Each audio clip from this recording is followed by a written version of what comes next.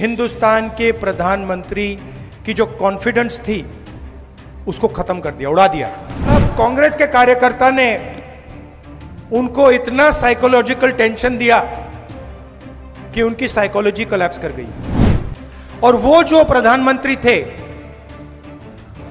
सच्चाई है पूरा देश देख पा रहा है, जो चुनाव से पहले प्रधानमंत्री थे, डायरेक्ट कनेक्शन जिनका ऊपर था, वो प्रधानमंत्री नहीं रहे।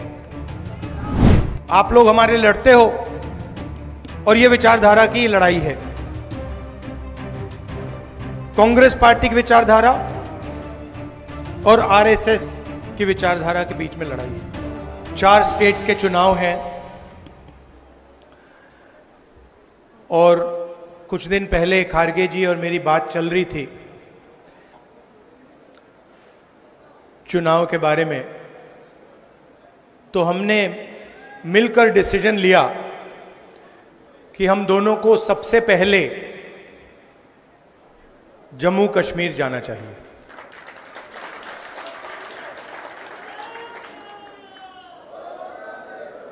चुनाव के कारण, सिर्फ चुनाव के कारण नहीं, मगर क्योंकि हम जम्मू कश्मीर के लोगों को और देश के लोगों को एक मैसेज देना चाहते हैं। देखिए,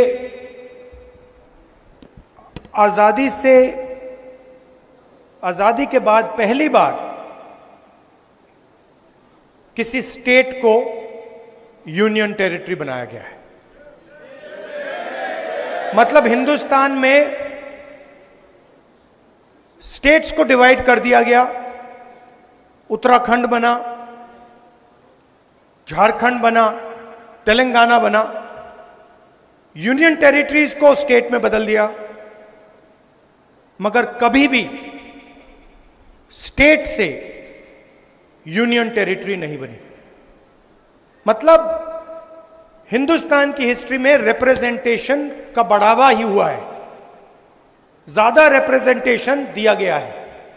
झारखंड के लोगों को रिप्रेजेंटेशन दिया गया, तेलंगाना के लोगों को रिप्रेजेंटेशन दिया गया, मगर एक ही उदाहरण है जहां लोगों से रिप्रेजेंटेशन छीना गया, वो है जम्मू कश्मीर। हिस्ट्री में यह पहली बार हुआ है और इसका नतीजा आपने देखा है। एडमिनिस्ट्रेटर कहते हैं, मगर सचमुच में उनको महाराजा कहना चाहिए, एम्परर कहना चाहिए, किंग कहना चाहिए।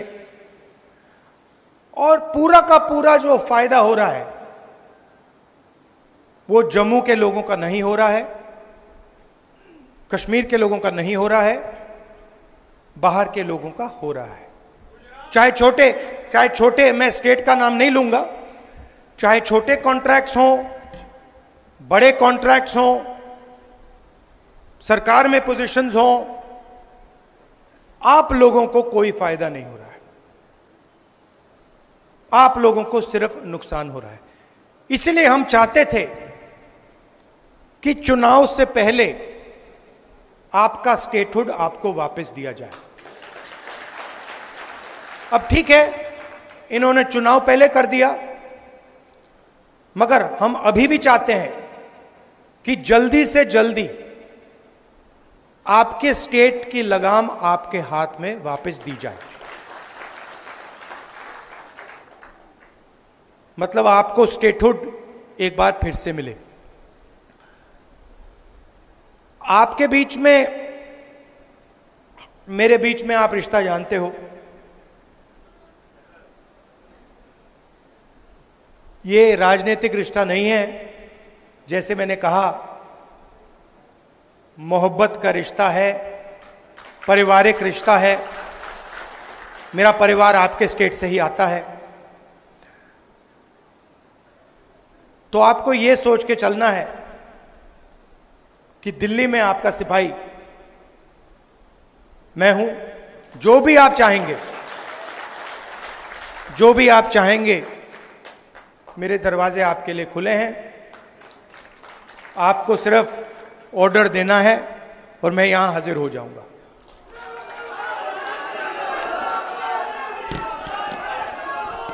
देखिए, शायद रमन भल्ला जी ने कहा, ठहर जाइए मैडम, खत्म करने दीजिए। अभी नहीं मैडम, बाद में कर लेना, डिस्टर्ब मत कीजिए। रमन भल्ला जी ने कहा, उन्होंने कहा कि देखिए मैं कांग्रेस पार्टी का सिपाही हूं।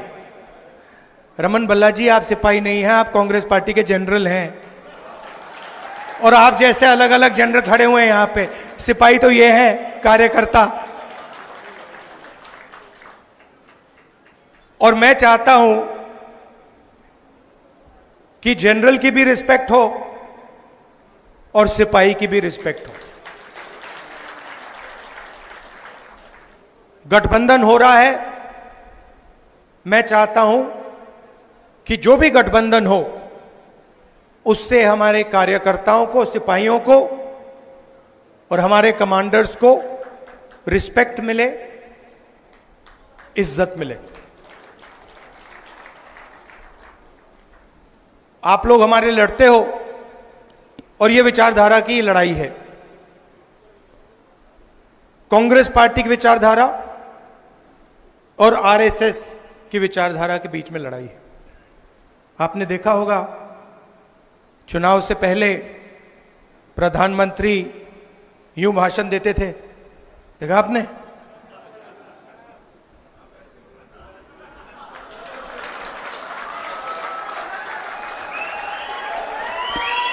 मैं आपको बता रहा हूं, आप गलत फहमी में मत हो। कांग्रेस पार्टी के कार्यकर्ता ने, मैं बता रहा हूं आपको, कांग्रेस पार्टी के कार्यकर्ता ने हिंदुस्तान के प्रधानमंत्री से कॉन्स्टिट्यूशन पर ऐसे ये करवा दिया। ये आपकी देन है, आपका काम है। और मैं तो पार्लियामेंट में बैठता हूं, मुझे तो बिल्कुल सामने दिखते हैं। मैं आपको बता रहा हूं कि आपने हिंदुस्तान के प्रधानमंत्री की जो कॉन्फिडेंस थी उसको खत्म कर दिया, उड़ा दिया। मतलब कांग्रेस के कार्यकर्ता ने उनको इतना साइकोलॉजिकल टेंशन दिया कि उनकी साइकोलॉजी कोलैप्स कर गई। और वो जो प्रधानमंत्री थे, सच्चाई है पूरा देश देख पा रहा है, जो चुनाव से पहले प्रधानमंत्री थे, जिनका डायरेक्ट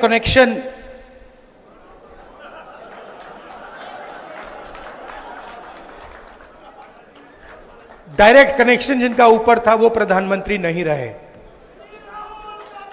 और ये आप लोगों का काम है। क्यों? क्योंकि कठिनाई के समय, जब कठिनाई थी, जब आपकी विचारधारा पर आक्रमण हो रहा था, तो आप लोग कांग्रेस पार्टी का झंडा लिए घूम रहे थे। यह सच्चाई है। बहुत सारे लोग झंडा फेंक कर भाग गए। आप नहीं गए, आप खड़े रहे। आपने लाठी खाई, गोली खाई, गाली खाई, मगर आप 1 इंच पीछे नहीं हटे। इसलिए मैं आपको कांग्रेस पार्टी के बब्बर शेर कहता हूं। और मैं चाहता हूं कि ठीक है, चुनाव में टिकट बांटे जाते हैं, बड़े बड़े नेताओं को टिकट बांटे जाते हैं, मगर मैं ये भी चाहता हूं कि हमारे कार्यकर्ताओं को भी एमएलए बनने का मौका मिले। तो कर्रा साहब, वेणुगोपाल जी, मीर साहब, मैं आपसे कहना चाहता हूं कि मैं उदाहरण देखना चाहता हूं जहां जमीनी कार्यकर्ताओं को एमएलए का टिकट दिया गया और वो विधानसभा तक पहुंचा।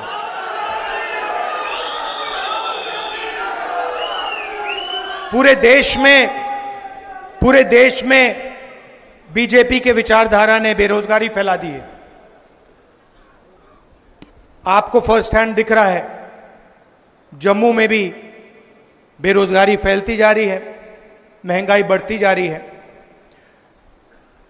पूरे देश में हम इनसे लड़ रहे हैं। जहां भी आप नोटिस कीजिए, चुनाव के बाद जहां भी ये कोई बदमाशी करने की कोशिश करते हैं, जहां भी बदमाशी करने की कोशिश करते हैं, हम उनको वहां सामने खड़े मिलते हैं। ये लैटरल एंट्री का किया ना इन्होंने, अदानी जी की मदद करने की कोशिश की ना, वहां पे हम खड़े हो गए, उसको कैंसिल कर दिया। तो हम इनको छोड़ने वाले नहीं हैं। अगर इन्होंने थोड़ी सी भी बदमाशी की, कांग्रेस पार्टी के सारे कार्यकर्ता इनके सामने खड़े दिखाई देंगे और जो बिल, गलत बिल एक पास करने की कोशिश करेंगे, उस बिल को हम रद्द करवा देंगे। हम ऑपोजिशन में बैठे हैं, मगर सरकार को कांग्रेस पार्टी का कार्यकर्ता चलाएगा। आप सबका। अच्छा देखिए, एक और लड़ाई है, जम्मू का कल्चर है, जम्मू की हिस्ट्री है। यहां माता वैष्णो देवी की ये जमीन है। आपका जीने का तरीका है, आपका सोचने का तरीका है, वो अलग है। जम्मू का अलग है, केरल का अलग है, कर्नाटक का अलग है, उत्तर प्रदेश का अलग है। हम चाहते हैं कि हर जगह का कल्चर, उनकी हिस्ट्री, उनकी भाषा, इन चीजों की रक्षा हो। हम चाहते हैं कि आपकी आवाज आपकी सरकार में हो, और जो आप चाहते हैं जम्मू कश्मीर के लिए, जो आप चाहते हैं, जो आपके दिल में है, वो हो। अब बीजेपी की दूसरी सोच है, वो पूरे देश को नागपुर से चलाना चाहते हैं। वो सोचते हैं कि रिमोट कंट्रोल से पूरा देश चले, चाहे जम्मू कश्मीर हो, चाहे महाराष्ट्र हो। भैया, ये जो आप शिकायत दे रहे हो ना कि बाहर के लोग पूरा का पूरा फायदा उठा रहे हैं, आप महाराष्ट्र जाइए, वहां पूछिए, वो भी आपको यही कहेंगे कि भैया महाराष्ट्र में भी बाहर के लोग फायदा उठा रहे हैं। तो ये सिर्फ आपके यहां नहीं हो रहा है, ये इनकी सोच है, सेंट्रलाइज करने की सोच है। हमारी सोच डिसेंट्रलाइज करने की है। हम चाहते हैं कि पंचायती राज हो, मनरेगा हो, पंचायतों में आपके डिसीजन लिए जाएं, विधानसभा में आपके डिसीजन लिए जाएं, लोकसभा में आपकी आवाज पहुंचे। कभी कभी हमारी पार्टी में प्रॉब्लम हो जाती है, मैं खुल के बोल रहा हूं, कभी कभी कॉन्ट्रडिक्शन हो जाता है। कोई हमारा आदमी कहता है नहीं भाई मैं तो महाराष्ट्र की बात करूंगा, और पार्टी में टेंशन होती है, हम कहते हैं नहीं तुम बोलो, तुम्हें करना है, तुम खुल के बोलो, तुम्हें अपना मुद्दा उठाना है, हम मैनेज करेंगे। तो हम किसी की आवाज दबाने की कोशिश नहीं करते। और मीडिया में हमारा नुकसान भी होता है। कभी कभी लोग कहते हैं देखिए कांग्रेस पार्टी में अलग अलग विचारधाराएं हैं। अलग अलग विचारधारा हैं क्योंकि हम पूरे देश को चलाते हैं और हम चाहते हैं कि देश के लोगों की आवाज, अलग अलग भाषाएं, अलग अलग जात, ये सब सुनाई दे। तो मैं ये आपसे कहना चाहता हूं, हम स्टेटहुड चाहते हैं। हम चाहते हैं कि जो आपके दिल में है, जिस प्रकार से आप अपने स्टेट को चलाना चाहते हो, उसी प्रकार से आप चलाओ। इसीलिए हम ये मैसेज देने आए। दिल से आपका धन्यवाद करना चाहता हूं। आप कांग्रेस पार्टी के कार्यकर्ताओं ने, शायद आप भी नहीं समझ सकते कि आपने किया क्या। मैं यहां से देख रहा हूं और मैं कह रहा हूं कि कांग्रेस पार्टी के कार्यकर्ता ने हिंदुस्तान के लोकतंत्र को बचाया है, डेमोक्रेसी को बचाया है। अभी एक दो और कदम लेने हैं, वो आप ले लोगे, मगर आपने इस चुनाव में कॉन्स्टिट्यूशन को और हिंदुस्तान के लोकतंत्र को बचाया है। इसके लिए मैं आप सबको दिल से बधाई देना चाहता हूं। धन्यवाद। जय हिंद। नमस्कार।